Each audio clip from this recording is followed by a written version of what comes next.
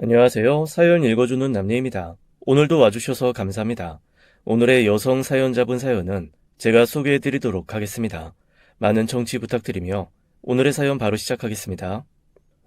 혹시 병신과 머저리라는 소설을 아세요? 사실 내용은 잘 생각은 안 나지만 제목은 너무 인상 깊어서 기억을 하고 있습니다. 그리고 제가 요즘에 살면서 계속 느끼는 게 남편은 병신이고 제 시동생은 머저리다. 나는 영락 없이 병신과 머저리 사이에서 살고 있구나라는 생각을 해서 그런 것 같기도 해요. 제 남편은 정말 너무너무 바보입니다. 착한 것도 아니면서 자기 거 하나도 못 챙기고 그러고 사는 바보 말입니다.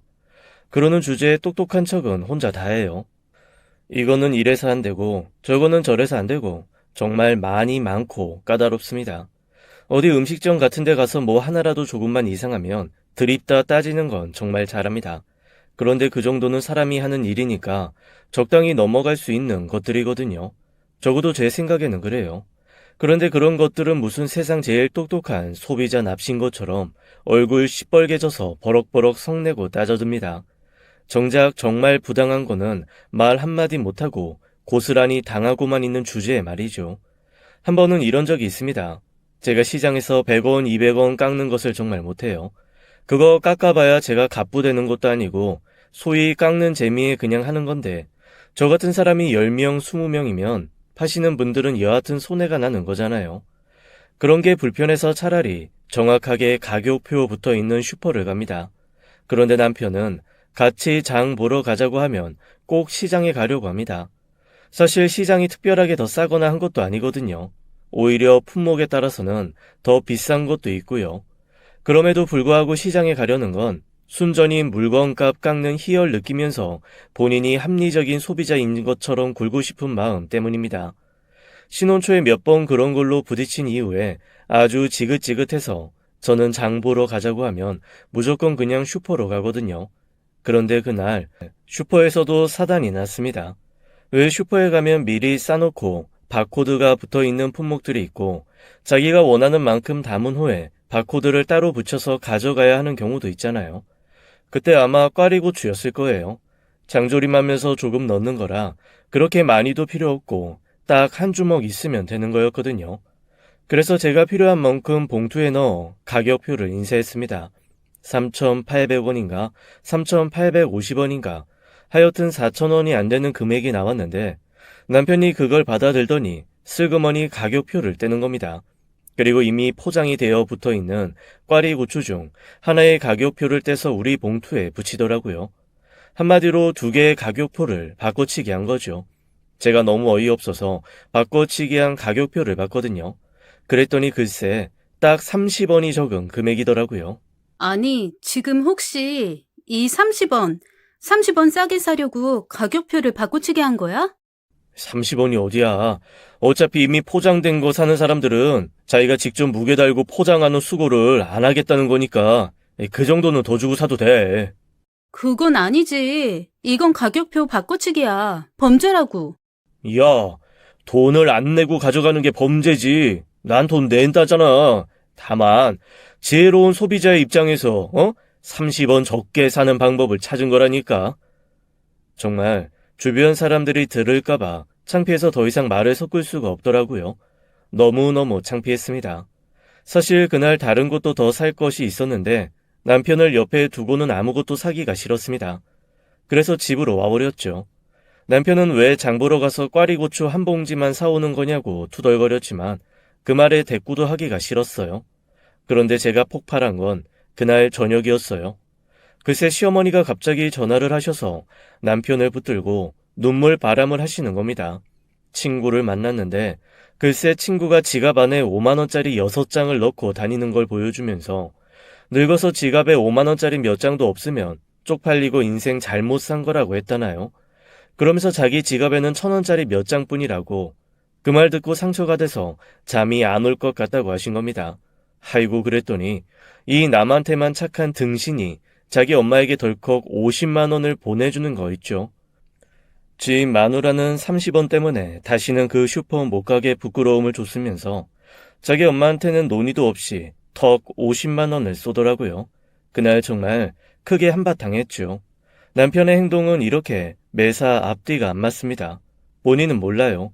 오히려 몹시 공정하고 세상에 다시 없이 아내를 위하는 남편인 양구입니다. 하지만 실상은 전혀 아닙니다. 아니, 방패까지는 바라지 않아요. 그냥 외부에서 오는 충격을 저한테 전달만 하지 않았으면 좋겠거든요. 예를 들면 저희 시댁 식구들의 행포 같은 것들 말이죠. 저희 시어머님 좀 이상하신 분이에요. 일방적으로 맏아들한테 집착하느라 처남들이 많이 서운한 게 보통 아들이 있는 집이 가진 고민이잖아요. 저희 집은 반대입니다. 맏아들에게 늘 희생을 요구하고 너는 맏이니까 참아야 된다. 맏이니까 그냥 넘어가라. 이렇게 말씀하시고 모든 혜택과 관용, 이해, 배려 이런 것들은 다 시동생 차지입니다. 그래서 제가 잘할 때도 그랬냐고 물어봤더니 잘할 때도 그랬다고 대답하더라고요. 얼마나 심하냐면 저희가 2년 연애하고 결혼을 막 하려는데 시동생이 저희 결혼 날짜 잡았다고 얘기하는 그날 이렇게 말하는 거예요. 와, 타이밍 장난 아니네. 오늘 여자친구랑 얘기했는데 그 날짜보다 한 달 먼저 우리가 결혼하기로 결정했어요. 이렇게 말이죠. 너무 어이가 없잖아요. 저희는 2년 동안 연애하면서 서로 상견례하고 결혼 날짜 계속 잡으면서 조율을 6개월 넘게 해온 건데 시동생 여자친구 만난 지 딸랑 6개월 만에 결혼 선언하다니요. 그것도 저희 결혼한 몇 달 전으로 날짜를 잡다니 이거는 누가 봐도 무슨 일 있어도 나는 형보다 먼저 결혼하겠어라는 심술로밖에 보이지 않는 겁니다. 제가 너무나 황당한 얼굴로 그건 아니죠라고 얘기를 했더니 시동생이 피식피식 웃으면서 이렇게 말하는 거예요. 내가 평생 늦게 태어나서 동생 노릇하느라 너무 지겹거든요. 형수. 그래서 내 마누라도 둘째 취급받을까봐 내가 너무 걱정이 돼요. 그래서 결혼이라도 먼저 해서 며느리는 1등으로 만들어 보려고. 그러니 그냥 양보 좀 해요. 아니다.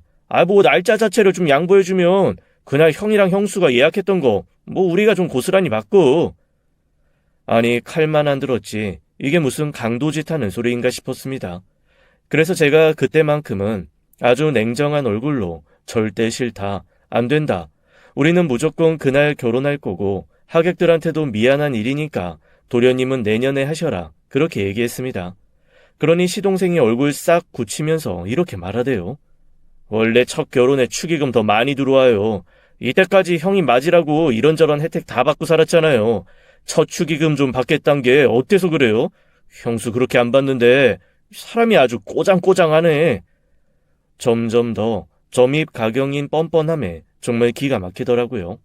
그런데 제가 거기서 진짜로 화가 났던 거는 아무 말도 하지 않는 남편의 태도였습니다. 아니 제가 뭐라고 하면 뭐해요. 자기 동생 단속은 자기가 해야 되는 건데 묵묵부답 아무런 말도 안 하더라고요. 시동생은 그럴 줄 알았다는 듯 피식피식 웃으며 저랑 남편 앞에 마지막 한마디를 던지고 일어섰습니다. 엄마 아빠도 그렇게 하라고 하셨으니까 저희 그렇게 합니다. 그렇게 벌떡 일어나 버린 시동생의 뒷모습을 보고 저는 그날 남편에게 헤어지자고 했습니다. 이미 청첩장이며 다 찍었는데 어떻게 헤어져? 그냥 우리가 두 번째로 결혼하자. 어? 아니 내가 살면서 잘할게. 어? 아니, 싫어. 저거는 엄연히 심술이야. 청첩장 찍은 거 파기하는 게 낫지. 거기에 매여가지고 결혼하는 거 나 싫어. 안 할 거야. 그리고 어차피 집도 우리 집에서 더 돈 많이 보탰고 혼수도 내가 다 할 거고. 나는 그냥 그 집에서 내가 따로 독립해서 나가서 살면 돼. 나 결혼 안 해. 당신이 집에 보탠 돈 그거 2천만 원 이번 주 안으로 돌려줄게. 우리 그냥 여기서 끝내자. 그러고 나와 버렸는데 그날부터 시어머니, 시아버지 그리고 남편의 전화와 전화 공세가 정말 견디기가 어려울 정도였습니다. 전화를 받지 않고 수신 거부를 걸어두니 그 다음부터는 집이며 회사로 찾아오더라고요. 주변 사람들을 귀찮게 하는 건 물론이고 여튼 생활을 하기가 어려울 정도로 집요하게 굴기 시작했습니다. 특히 시어머니는 처음에는 달래다가 그 다음에는 화를 냈다가 다음에는 울면서 네가 좀 이해하고 넘어가주면 안 되냐고 하는 겁니다. 둘째가 얼마나 잘하면서 서러운 게 많았으면 저렇게 어깃장을 놓겠나며 저한테 이상한 이해까지 강요하더라고요. 그래서 제가 그랬죠. 그렇게까지 서러움 받고 자란 거 아닌 거 저 안다고 말이에요. 이런 결혼 저는 못하겠다고 확실하게 얘기했습니다. 그런데 사실 그렇게 말을 하면서도 마음속이 편하지는 않았어요. 왜냐하면 엄마 아빠에게 차마 말 못했고 저 역시도 이런 이유로 결혼을 깨야 되나 말아야 하나 고민이 되기도 했거든요. 이래저래 정확한 판단이 안 서더라고요. 그렇게 어영부영 몇 주의 시간이 흘렀습니다. 그런데 그 몇 주 동안 일절 만나주지도 않고 제가 전화도 안 받으면서 피했던 남편이 저한테 아주 장문의 이메일을 보내더라고요. 구구절절 이런저런 말 다 제외하고 핵심은 이거였습니다. 시동생이 여자친구랑 헤어졌다는 거예요. 그러면서 저희보다 먼저 결혼할 일 없으니 그냥 없었던 일, 해프닝으로 생각하고 원래대로 결혼하자는 거였죠. 대체 이게 무슨 말인가 싶었습니다. 세계의 사랑인 양 만난 지 몇 개월 되지 않아 날짜까지 잡고 결혼하겠다고 펄펄 뛰며 드레스 투어 다닐 때는 언제고 갑자기 지금 와서 결혼을 안 하겠다고 하니 어이가 없었습니다. 그래서 몇 주 만에 처음으로 남편을 다시 만났습니다. 그래도 혼자 마음고생을 좀 했는지 얼굴이 헬쓱해지고 눈이 쏙 들어간 걸 보니까 마음 한켠이 조금 짠하긴 하더라고요. 무슨 얘기야? 결혼을 안 하기로 했다는 게. 아유, 그 인간 진짜 왜? 무슨 일인데? 저기 너무 화내지 말고 들어줘. 이미 내가 낼 화는 다 냈어. 얘기해봐. 무슨 얘긴데? 걔 여자친구랑 결혼 약속한 거 아니었대. 그건 또 무슨 소리야? 그냥 나랑 당신이 어떻게 나오나 한번 보고 싶어서 던져본 말인데 당신이 너무 펄펄 뛰어서 이게 거짓말이라고 언제 얘기해야 하나 계속 눈치만 보고 있었대. 그러면서 그냥 그러더라. 형수 이렇게까지 독한 여자인 줄 몰랐다고. 자기가 지금 와서 시험해 본 거고 거짓말한 거라고 얘기하면 더 난리칠 것 같으니 그냥 나보고 알아서 수습하라고 하더라고. 뒷목 잡고 쓰러지겠더라고요. 수습하라며 도망가는 비겁한 놈이나 그러라 했다고 나와서 주섬주섬 말 전하고 있는 바보 같은 놈이나 거기서 거기라는 생각이 들었죠. 너무 화가 나서 카페의 주변 사람들이 돌아보거나 말거나 고래고래 소리를 질렀습니다. 그 인간 미친 거 아니야? 제정신이야? 지금 사람 가지고 놀아? 당신 지금 내 앞에서 똑똑히 약속해. 앞으로 그 자식이랑 나랑 절대 엮이는 일 없게 하겠다고 약속해. 그 약속 못하면 나 여기서 정말 당신이랑 끝내고 결혼하더라도 이 약속이 깨진다? 그러는 순간 나 바로 이혼이야. 여기 각서 써. 약속할게. 그런데 무슨 각서까지 써? 당장 각서 써. 이거 공증받을 거야. 이거 안 쓰면 나 당신이랑 정말로 결혼 안 해. 하는 수 없이 남편은 저한테 자필로 각서를 써주었습니다.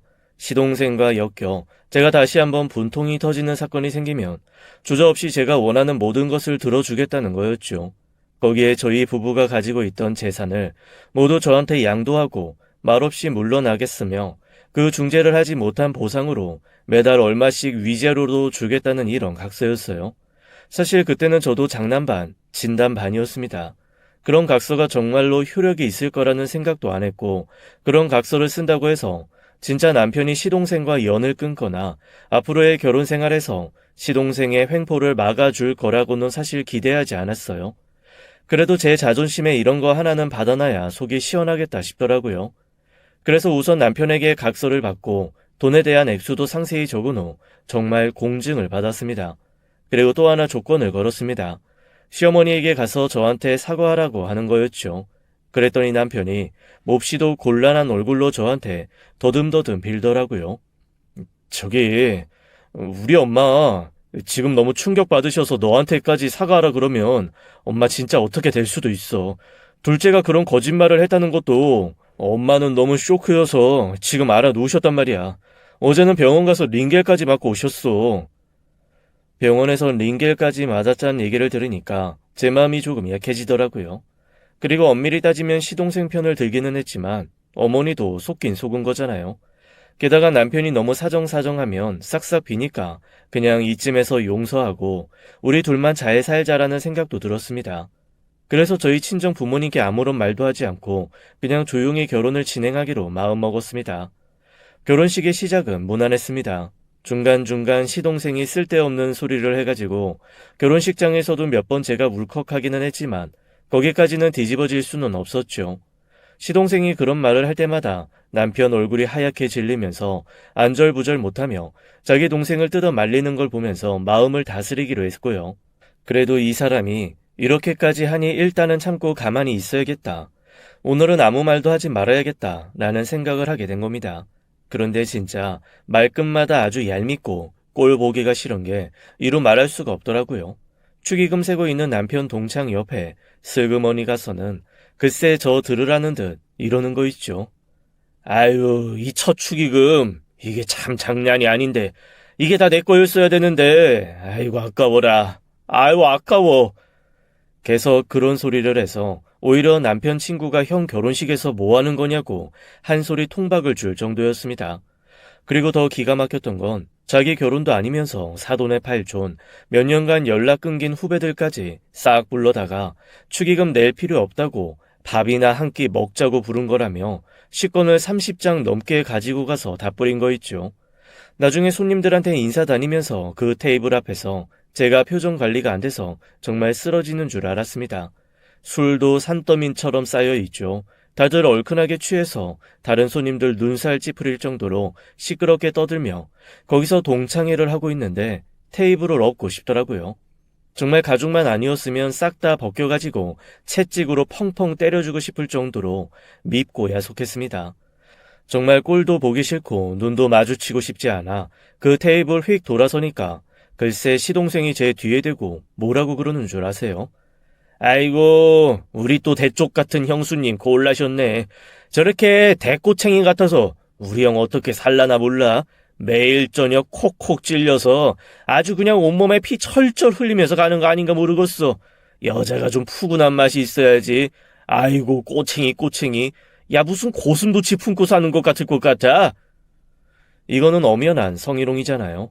너무너무 화가 나서 결혼식이고 뭐고 할 말은 해야겠다라고 하는 그 순간 시어머니가 옆에 쓱 나타나 시동생을 토닥토닥 하면서 이러시는 겁니다. 아이고, 얘가 취해서 지가 지금 무슨 소리 하는지도 모르네.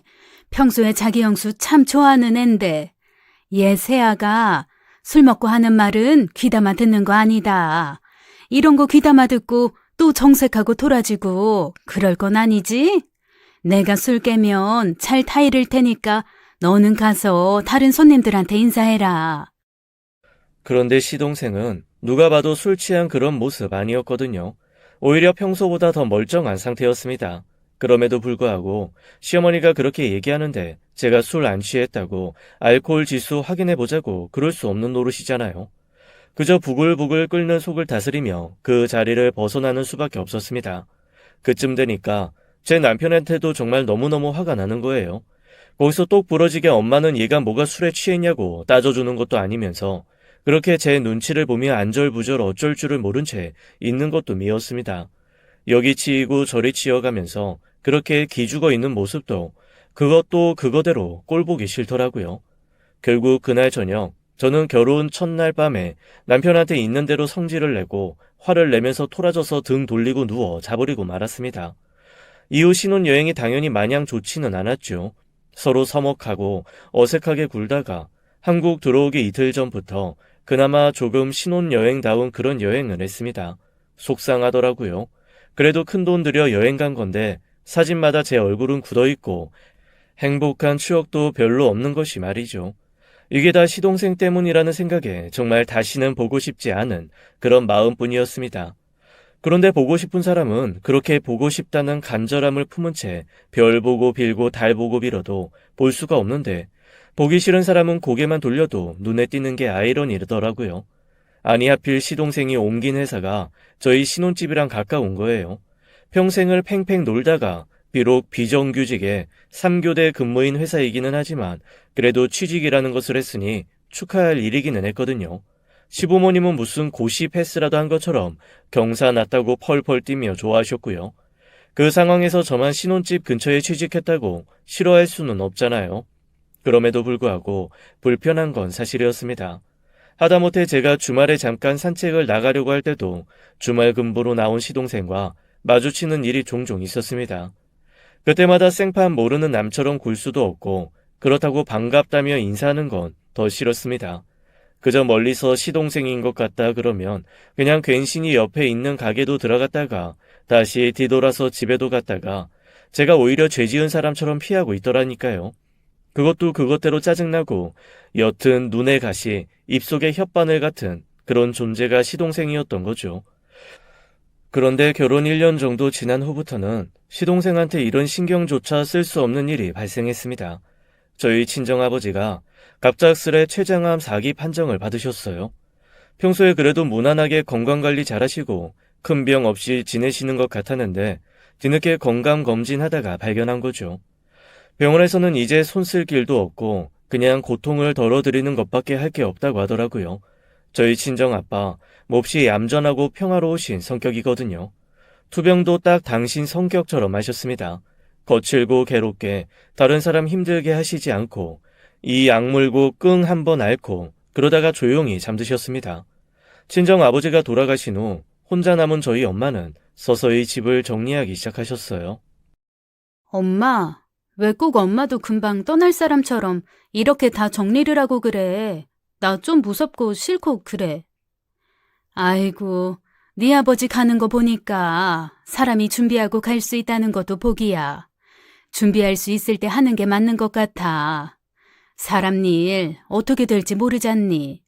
나는 앞으로 내가 얼마를 살건 미련 없이 아쉬움 없이 갈 수 있게 준비하고 갈 거야. 그건 그런데 그렇다고 이렇게 부지런히 준비할 필요는 없잖아. 아니야. 나는 네 아빠가 나보다 적어도 10년은 더 살 줄 알았거든.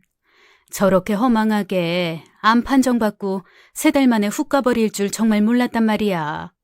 그런데 나라고 저렇게 가지 말라는 법 있니? 네 아빠 봐라. 그냥 병원 가서 결과 듣고 집에 올 줄 알고 슬렁슬렁 갔다가 집에 다시 못 오고 그냥 거기서 세상 떠난 거잖아. 사람 일 모르는 거다. 엄마는 그렇게 한탄을 하시면서 진짜 차근차근 모든 걸 정리하기 시작했습니다. 그리고 이미 몇 년 전에 혼자 된 이모 둘이 있는 시골로 내려가서 세 자매가 서로 어울려 살겠다고 하시더라고요. 원래부터 자매끼리 의가 좋았던 터라 저도 그거는 별로 걱정이 되지 않았습니다. 엄마와 달리 이모 두 사람은 엄청 여장부인데다가 한 이모는 원래 결혼 한 번 안 한 싱글이고 한 이모는 몇 년 전에 사별하셨거든요. 한 번도 결혼 안 한 이모가 평생 벌어서 모은 돈으로 꽤 큰 땅과 집을 샀고 몇 년 전 사별한 이모가 그 땅에 또 자그맣게 집을 한 채 지었습니다. 그리고 이번에 저희 엄마가 다 정리해서 내려가면서 그 두 집 사이에 작은 집 하나 짓고 그렇게 세 자매가 사신다고 하더라고요. 그러면서 엄마가 저한테 이렇게 말씀하셨습니다. 있잖아. 네 아빠랑 나는 항상 얘기한 게 하나 있어. 그래도 네가 앞으로 살면서 돈을 벌건 뭐라건 네 명의로 된 집 한 채는 더 있으면 좀 생활이 편하지 않을까 했거든. 필요 없어. 지금 사는 집 있는데 뭐. 그건 네 남편이랑 같이 사는 집이고 네가 월세라도 받을 수 있는 그런 작은 아파트 하나 사줄까 싶어. 그거 네 남편한테는 그냥 모르는 척하고 하나 좋은 거 골라서 엄마한테 얘기해봐. 네 아빠가 돌아가시기 전에 신신당부 하더라고. 혹시 살다가 급한 일 있을 때 너 혼자 나와서 살 곳이라도 있어야 될 것 같다고. 엄마의 말을 듣고 저는 가슴이 철렁했습니다. 아무런 티를 내지 않았다고 생각했는데 아빠는 다 알고 계셨던 모양이에요. 돌아가시기 전까지 저한테 내색하지 않으셨지만 제가 혹시 살다가 이혼하고 혼자 될 때를 대비해서 저 혼자 살 집 정도는 있어야 되지 않겠냐라는 생각을 하셨던 모양입니다. 엄마도 구체적인 얘기를 저한테 하진 않으시지만 그런 아빠 말을 전하면서 고개를 끄덕끄덕 하시는 걸 보니 두 분 다 얼추 제가 뭘 고민하고 힘들어하고 있는지 아셨던 것 같습니다. 안 그래도 아빠 입원해 계실 때 제가 딱 한 번 남편이랑 둘이 간 적이 있었거든요. 생각해보니 그놈이 아빠한테 갔던 건 그때 한 번뿐이었네요.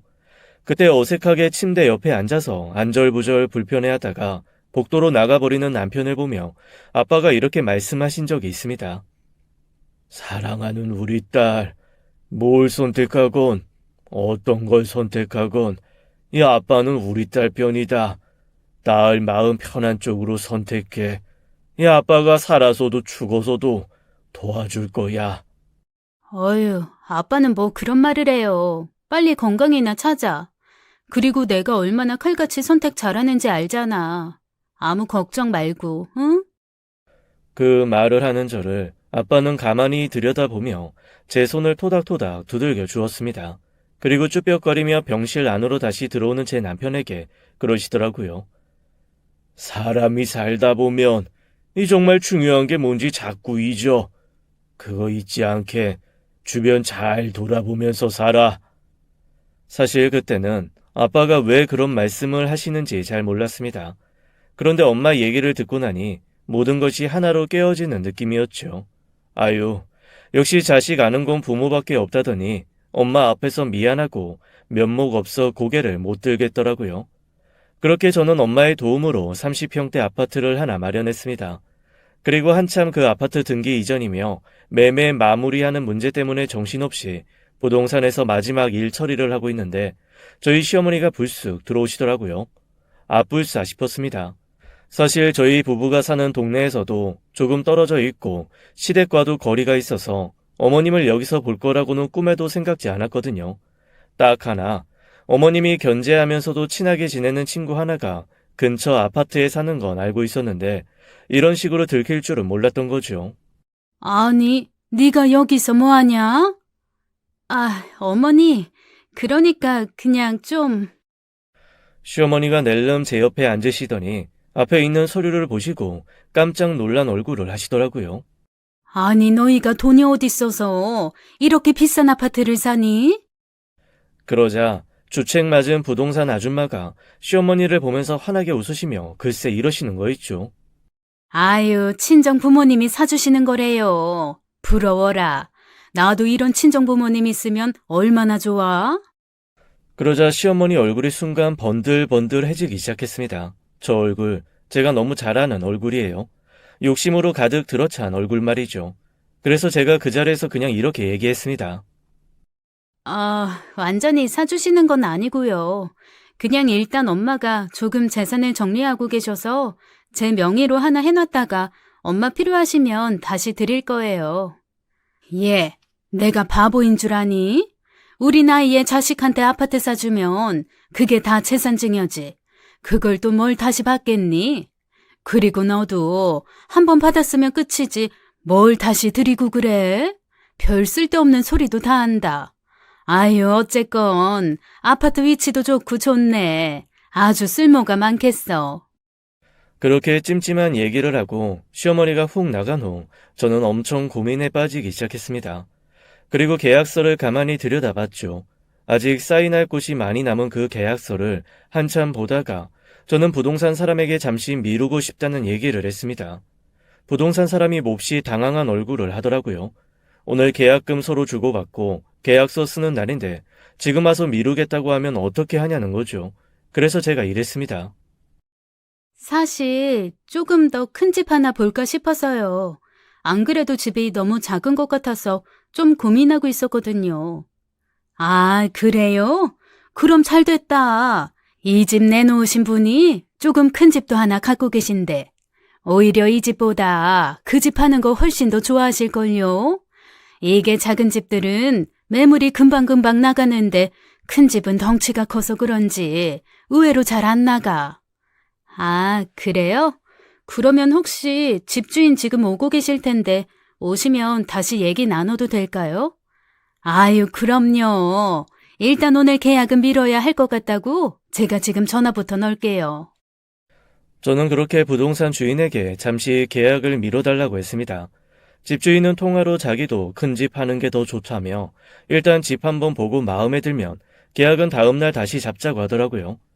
다행히 큰 집이 훨씬 더 마음에 들어 계약 날짜를 다시 잡고 일단 집으로 돌아왔습니다. 그런데 그날 저희 시어머니가 시동생과 함께 불쑥 집으로 찾아왔습니다. 남편이 너무 당황해서 대문 앞에 석상이 된 것처럼 우뚝 서서 저를 보며 안절부절 못하고 있더라고요. 시어머니와 시동생은 너무나 당당한 얼굴로 저희 집에 들어와 그냥 아무렇지도 않게 자신들이 사온 케이크도 먹고 커피도 타달라고 해서 마시더라고요. 그리고 의미 없는 수다를 떨며 슬쩍슬쩍 제 눈치를 살폈습니다. 대충 왜 왔는지 어렴풋이 짐작은 할 수 있었지만 솔직히 정말로 그것 때문이라고는 믿고 싶지 않았어요. 그 정도까지 개 쓰레기들이라고 생각하고 싶지 않았거든요. 그런데 참 슬픈 예감은 항상 틀린 적이 없죠. 저희 시어머니가 커피를 딱 마시더니 잔을 탁 내려놓고 저한테 이러셨습니다. 오늘 네가 계약한 그 집 말이다.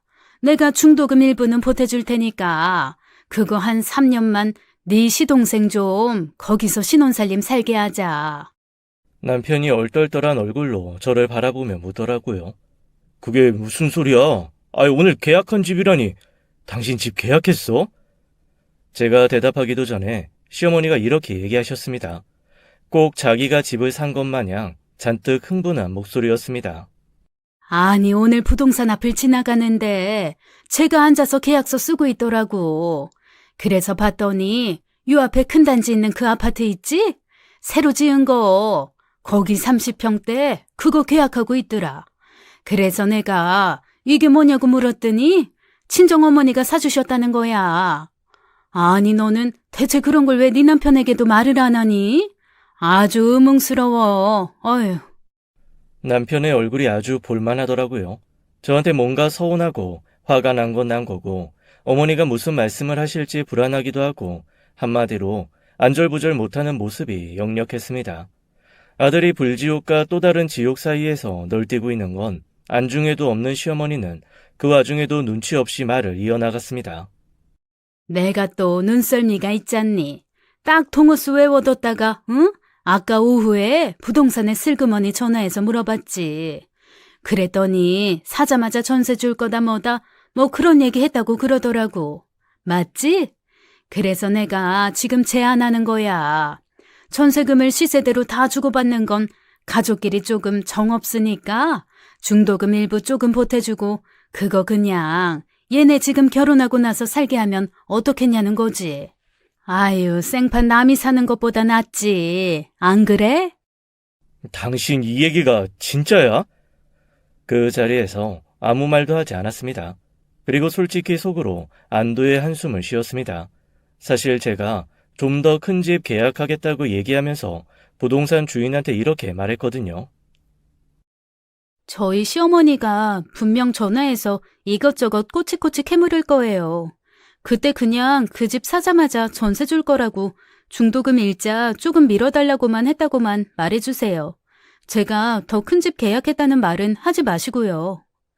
아유, 죄송해요. 제가 그래도 사람 많이 대하는 직업이라 눈치가 없는 편은 아닌데. 아깐 제가 너무 큰 실수했네요. 정말 죄송해요. 아유, 그런 어머니인 줄도 모르고 내가 너무 쉽게 얘기했네. 미안해요. 나 때문에 혹시 피해보는 건 아니죠? 부동산 주인은 워낙 눈치가 빠르시다 보니 제가 무슨 얘기하는지 대충 알아들으시면서 오히려 저한테 사과하시더라고요. 아니에요. 전혀 그런 건 아니고요.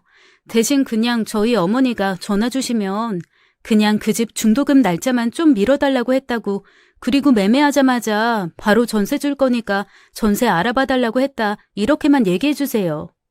알겠어요. 그거는 내가 그렇게 해줄게요. 그렇게 부동산 아줌마의 전화 끊은 지 불과 몇 시간도 되지 않아 아니나 다를까 시어머니가 시동생 끌고 저희 집에 쳐들어온 거였습니다. 나중에 부동산 주인에게 문자도 하나 받기는 했어요. 제 짐작대로 시어머니가 전화해서 꼬치꼬치 물어봤다며 어이없어 하더라고요. 그래서 시어머니가 집으로 밀고 들어왔을 때 반은 체념하고 반은 각오한 상태였던 거죠. 하지만 솔직히 남편과 공동 명의를 해달라고 하거나 그 집으로 들어가고 지금 살고 있는 신혼집 팔아서 돈 좀 보태달라고 할 줄 알았습니다. 그 큰 집을 공짜로 시동생 신혼살림 차리게 해주라는 말은 할 줄은 몰랐죠. 남편이 당황하면서 어쩔 줄 몰라 하더라고요.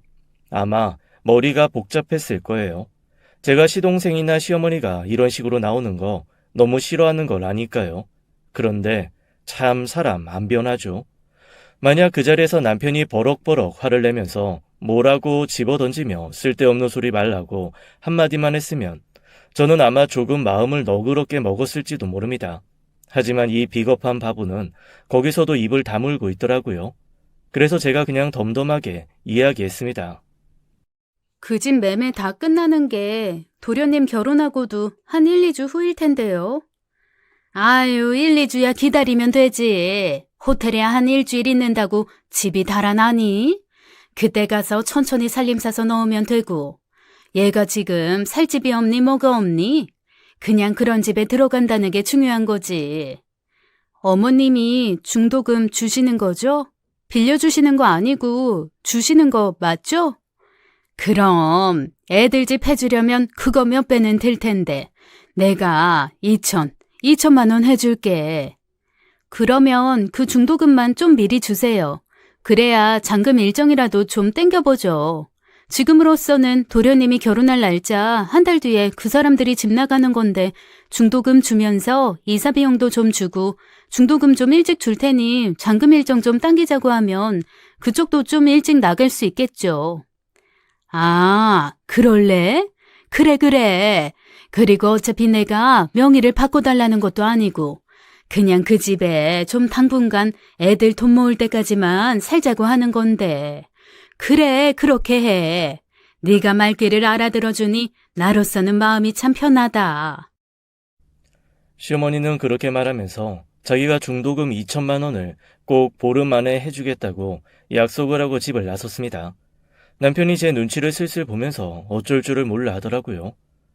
당신 정말 그 집 제 살게 해도 돼?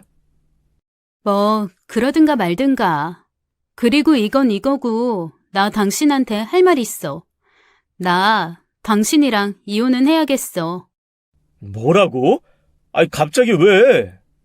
얘기했잖아. 당신 나한테 각서 쓴 거 잊었어? 시동생이 나를 더 힘들게 하거나 괴롭게 하면 두말 없이 이혼해주겠다고. 그냥 이혼해. 당신 이 상황에서도 단 한마디 내 편 들어주지 않았잖아. 내가 내 편 한 번 안 들어주는 사람이랑 왜 더 살아야 돼? 그럴 이유가 없지. 우리 남편은 꼴먹은 벙어리가 돼서 아무 말도 못하더라고요. 저는 화장대 안에 깊이 넣어두었던 이혼 서류에 사인을 해서 남편에게 건네주었습니다. 그냥 이 모든 걸 빨리 끝내고 싶은 생각밖에 없었어요. 시동생의 결혼은 불과 한 달 뒤였고 동서될 여자도 시동생과 조금도 다르지 않은 정말 부창부수 끼리끼리인 여자였거든요. 그 집에 정말 하루라도 더 가족으로 엮이고 싶지 않았습니다. 이 바보는 저를 붙들 핑계도 생각도 마음도 없는지 이틀 동안 종이가 꾸깃꾸깃해질 때까지 이혼 서류를 펴고 적고 하다가 결국 사인을 했습니다. 결혼한 지 얼마 되지도 않은 데다가 결혼할 때 제가 해온 재산이 훨씬 많아서 재산 분할은 제 쪽으로 훨씬 많이 하기로 했어요. 제가 시동생 결혼 끝날 때까지는 우리 이혼했다는 얘기 아무한테도 하지 말라는 얘기를 하니까 남편이 일단 그건 알겠다고 하더라고요. 그래서 저한테 이렇게 말하는 겁니다. 내가 바보 같고 우유부단하고 그런 건 알아. 그리고 그것 때문에 당신 많이 힘들게 한 것도 알고 미안해. 내가 조금 더 똘똘했으면 우리가 결혼 생활을 좀 더 잘할 수 있었을 텐데. 알았으면 됐어. 그런데 이것도 그냥 당신이 선택한 거야. 난 더 이상 이 생활 유지하지 않겠다는 선택을 한 거고. 사실 얼마 전부터 남편은 다른 여자와 은근슬쩍 만나는 중이었습니다. 제가 이혼을 고민할 때부터 남편 주변 탐문을 시작하다 알게 된 일이죠. 상대방도 유부녀여서 둘이 근교로 여행 정도 다녀오는 게 전부였지만 블랙박스에 녹음된 것, 서로 주고받은 문자는 충분히 외도 증거가 될 만한 것이어서 착착 모아둔 상태였습니다. 그나마 속 안 썩이던 남편마저 이 꼬라지이니 이 집안에서 저는 숨 쉬는 것조차 힘든 상황이었던 거죠. 언젠가부터 남편뿐 아니라 시어머니와 시동생을 보면 숨이 턱턱 막히고 심장이 쪼여오곤 했거든요. 마치 극도의 스트레스 상황을 앞에 마주한 듯 손발이 덜덜 떨리기도 했고요. 더 이상 이렇게 살 수는 없었다는 생각이 더 강했습니다. 거기에 남편도 외도를 시작했으니 더 이상 저를 붙들어둘 명분이 없었던 거죠. 저는 남편에게 만약 본가에 우리 이혼에 대한 얘기를 한마디라도 하게 되면 외도 증거를 상대뿐 아니라 지금 다니고 있는 회사에까지 싹 뿌려 사회적 매장을 해버리겠다고 했습니다. 당연히 이 비겁한 놈, 자기가 살려고 입 꼭 다물어 주더라고요. 아이도 없는 상황이라 저희의 이혼은 별다른 조정기간 없이 합의로 착착 진행이 되었습니다. 아무것도 모르는 시어머니는 그저 자기 둘째 아들이 번듯하고 큰 새 아파트에서 신혼생활을 시작할 거라는 기대에 들떠 행복해하고 계셨죠. 그리고 정말 돈 한 푼 나올 구석 없는 양반이 어디선가 진짜로 2천만 원을 구해서 저한테 갖다 주시더라고요. 그것도 통장 입금도 아니고 5만 원짜리 다발로 묶은 지폐 뭉치를 봉투에 넣어서 갖고 오시는 겁니다. 딱 봐도 어디서 빌려온 돈이 분명했습니다. 그러거나 말거나 저는 얼른 그 돈을 받았어요. 어차피 본인이 준다고 한 돈이었고 제가 영수증 쓸 필요 없는 돈이고 제가 받았다는 증거 없는 돈이니 받아도 아무런 꺼리낄 게 없다는 판단이었죠. 그리고 저는 그 돈을 보태서 더 큰 아파트 계약할 자금을 마련했습니다. 당연히 시어머니가 철석같이 믿고 있는 작은 평수 아파트 계약은 안 했죠. 그리고 대망의 시동생 결혼식 날이 다가왔습니다. 저희 시어머니가 정말 화사한 꽃 한복 펼쳐 입고 서 계시더라고요. 아침부터 폭발하는 전화를 한 번도 받지 않은 저 때문에 몹시 기분이 상하신 듯 미간이 잔뜩 찌푸러져 있었지만 돈으로 머리끝부터 발끝까지 투자한 화려함은 여전했죠. 이미 가족들은 쭉 서서 인사를 나누고 있고 남편 역시 저를 기다리며 발을 동동 구르는 모습이 멀리서도 또렷하게 보였습니다. 시동생 결혼식 날까지는 부부로서 함께 쇼인도 부부로처럼 서 있어 주기로 약속했거든요. 그래서 저 정말 하얀 레이스 가득한 원피스 입고 하얀 구두 신고 또각또각 결혼식장 안으로 들어갔습니다. 하객들이 다 너무 놀란 얼굴로 저를 바라보더라고요. 시어머니가 울그락불그락 얼굴로 저를 구석으로 끌고 가 몹시 꾸짖기 시작했습니다. 너 미쳤니? 아니, 형님 될 사람이 한복 입고 와서 미리 손님들한테 인사는 못할 망정. 어디 결혼식장에 레이스가 이렇게 치덕치덕 붙은 흰 옷을 입고 와? 결혼식 망치려고 작정했어? 네, 망치려고 작정했는데요. 뭐라고? 너 정말 미친 거야, 뭐야, 응? 소리 낮추시고 이거나 받으세요. 오늘 아니면 어머님한테 드릴 기회가 없을 것 같아서요. 일단 읽어보세요. 저는 어머님 앞에 2장의 서류를 내밀었습니다. 한 장은 저와 남편의 이혼 서류였고요. 나머지 한 장은 아파트 계약 파기 서류였습니다. 그 두 서류를 받아본 어머니가 두 손을 부들부들 떨며 대체 이게 무슨 소리냐고 그 결혼식장에서 저한테 버럭 소리를 지르시더라고요. 그래서 제가 이렇게 얘기했죠. 제가 미쳤어요? 우리 부모님이 저한테 준 아파트를 제가 왜 저 화상덩어리를 살게 해요? 그리고 전세? 저 인간이 전세 끝났다고 순순히 나갈 인간인가요? 저 그 정도로 바보 아니에요. 그 아파트 어머님이 부동산 오셔서 보고 간 뒤에 바로 계약 파기했어요. 저희 부모님이 저한테 남겨주시는 건데 어머님이 탐내실 거 저 알았거든요. 그런 미끼를 제가 왜 굳이 제 부모님 돈 들여서 사겠어요? 시어머니가 너무 충격을 받았는지 평소 같으면 온 망가질까봐 어디 기대지도 않을 양반이 털썩 바다에 주저앉아서 손발을 벌벌 떨었습니다. 그리고는 저한테 삿대질을 하며 그러시더라고요. 너 그러면 나한테 갖고 간 2천만 원은? 그 돈은 제가 어머님한테 언제 2천만 원을 받았나요? 전 어머님께 돈을 받은 적이 없어요. 계좌 내역 있어요? 뭐 영수증 받으셨어요? 너 이 미친! 바로 그때였습니다. 어디선가 건장하게 온몸에 그림을 가득 그린 남자 3명이 나타나 저희 어머님 앞에 우뚝 서더라고요. 아이고, 안녕하세요 아주머니. 아이 너무 전화를 안 받으셔서 우리가 이렇게 좋은 날 여기까지 왔네. 누구예요? 누군데 이래요? 에이, 아이 우리 통화도 엄청 자주 하고 그랬는데 이러시면 좀 서운하지. 에? 아이 거북이 캐피탈. 우리 모른다고 하면 몹시 서운한데. 아니, 당신들. 제가 놀란 얼굴로 그 사람들을 바라보니까 그들 중 하나가 저를 위아래로 훑어보며 이렇게 물어보더라고요. 아, 여기는 누구신가? 아이 따님, 아이 며느님. 한때 며느리였던 사람이요. 에? 아이 어떤? 아이 오메 과거형이네. 아이 그런데 어쩌지? 시어머니이셨던 분. 아이 우리가 좀 모시고 가야 되겠는데. 뭐 모시고 가는 건 모시고 가는 건데 혹시 왜 그러신지 이유라도 좀 들을 수 있을까요? 아유, 이유야 간단하지. 아이 돈을 빌려갔으면 말이야, 응? 아이 사람이 이자라도 꼬박꼬박 내든가. 아이 못 주면 언제까지 주겠다고 약속을 하든가. 뭔가 가타부타 말이 있어야지. 돈만 쌩하니 갖고 가고 말도 없이 연락도 안 받고. 아이 그럼 우리가 어떻게 해요? 이 돈 들어올 날에 직접 찾아가서 우리가 이렇게 친히 수금을 또 해야 되지 않겠소? 아, 그러시구나. 신랑 쪽 축의금 받는데 가시면 뭐 빌리신 돈이 얼마나 되실지는 모르지만 그래도 이자 일부는 건지실 수 있을 거예요. 아이고, 아이 그래도 말 통하는 사람이 하나라도 있어서 우리 너무 좋네.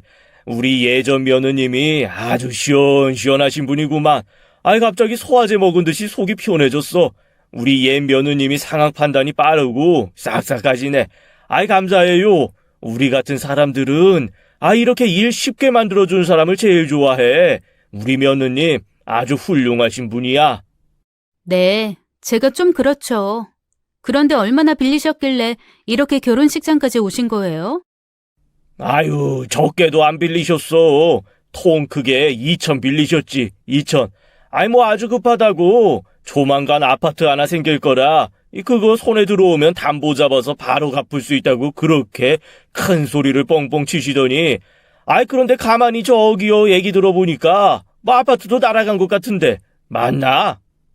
아, 그거 제 명의 아파트인데 보시다시피 전 이제 이 집과 아무런 관련이 없는 사람이라서요. 그리고 애초에 담보 잡겠다고 하신 아파트 지금 생판 모르는 남이 살고 있고요. 그걸 가지고 담보 잡을 생각을 어떻게 하셨는지 모르겠네요. 어쨌건 생각하신 게 대부분 맞는 것 같아요. 그러면 저는 이만 가볼게요. 일 잘 보고 가세요. 아유, 잠깐. 아유, 어차피 도와준 거 조금만 더 도와주시면 안 될까? 우리가 일당 드릴게. 이게 결혼식은 그래도 깽판 놓는 게 아니니까. 우리가 결혼 깽판까지는 안 놓는데, 어머니는 아무래도 참석 못 하실 것 같거든. 우리랑 좀 가셔야 할 곳이 있어서. 그러니까 며느님, 아니, 옛날 며느님이 여기 좀 계시면서 돈 들고 튀는 놈 없게, 조금만 혼주석에서 계셔줘. 우리 한 10분? 10분만 있다가 다시 올 테니까. 그렇게 험상궂은 남자들은 시어머니를 끌고 질질 나가버렸습니다. 멀리서 시동생 얼굴이 차갑게 굳어가는 게 보였지만 저는 아무 말도 없이 조용히 신부 대기실로 걸음을 옮겼죠. 이미 신랑 축의금 걷는 곳에 앉아있던 시동생의 지인은 얼굴이 하얗게 질린 채 건달이 던져준 가방에 돈을 넣으며 혼이 빠진 표정으로 하고 있었습니다. 신부 대기실에 들어갔더니 온갖 거만한 얼굴을 하고 동서가 될 뻔한 사람이 앉아가지고 저한테 고개만 까딱하며 인사를 하더라고요. 제가 입은 하얀 레이스 옷을 입고 황당하고 어이없다는 표정을 감출 생각도 없이 환히 드러냈습니다. 아, 오셨어요, 형님? 안 그래도 집 해주신다는 말에 제가 감사 인사라도 드렸어야 되는데 제가 너무 정신이 없어서 전화도 한번 못 드렸어요. 그런데 입고 오신 옷이 좀 서운하네요. 아, 집? 고마울 거 없어. 그거 다 무산됐거든. 네? 그게 무슨 얘기예요? 무산됐다뇨? 그럼 저 어디서 살아요? 그거야 당신네 부부가 알아서 할 일이고. 난 이제 이 집안 사람이 아니라 굳이 나한테 형님이라고 부를 이유도 없고, 그리고 조금 아까 밖에서 보니까 시어머니 사채업자들한테 끌려가시는 것 같던데. 뭐라고요? 시동생과 결혼할 여자는 부케까지 내던지고 벌떡 일어나 결혼식장 로비로 뛰어나갔습니다. 그리고 조금 있다 시끌시끌한 소리가 밖에서 들려오기 시작했습니다. 속였다느니, 사기의 결혼이라느니, 오늘 이 결혼식 무효라느니 난리 부르스가 벌어지고 있더라고요. 거기에 시동생은 뻔히 다 보고 들었으면서 뻔뻔하게 그게 무슨 소리냐고 나는 들은 적 없다며 정말 온갖 변명을 늘어놓기 시작했습니다. 곧이어 돈을 가지러 온 건달들과 부딪히는 소리에 온갖 욕과 폭언이 난무하더라고요. 그 가운데서 제일 멍청한 남편이었던 놈은 이러지도 저러지도 못하고 그저 두리번 거리다가 힘 빠지고 기 빠졌는지 한쪽 구석 가서 얌전히 앉아있기 시작했습니다. 세상에 얼마나 어이가 없던지 어쨌건 저는 그 결말이 어떤지 다 보지도 않고 그냥 나와버렸습니다. 그러거나 말거나죠 뭐. 제가 나오는 길에 사채업사 한 사람이 다시 부지런히 식장 안으로 들어가다 저랑 마주쳤거든요. 그 사람이 절 보고 먹정케 웃으며 이렇게 얘기하더라고요. 예, 우리 며느님 감사합니다. 우리 며느님 다음에 필요하시면 한번 찾아오세요. 저희가 이자 잘해드릴게. 아, 네. 그렇게 어이없는 인연을 하나 또 만들고 저는 총총 걸음으로 집에 돌아왔습니다. 그리고 미리 싸뒀던 짐을 싹 빼서 제가 이혼 직후 계약한 새 집으로 싹 옮겼어요. 신혼집으로 살고 있던 집은 곧 팔리면 남편이 거기 투자했던 돈 일부 돌려주고 나머지는 제가 현금으로 가져올 생각입니다. 지금 생각해보면 사실 못되게 군 시동생이나 시어머니보다 중간에서 아무것도 안 하고 멍청하게 방치하기만 한 남편이 더 밉기도 해요. 어쨌거나 이 모든 걸 다 잊고 새 출발 한번 해보려고요. 다시는 남한테만 착한 사람 만나지 않을 겁니다. 아주 지긋지긋하거든요. 지금까지 사연 읽어주는 남녀였습니다. 끝까지 함께 해주신 여러분 감사드리며 저희는 다음 사연으로 돌아올게요. 감사합니다.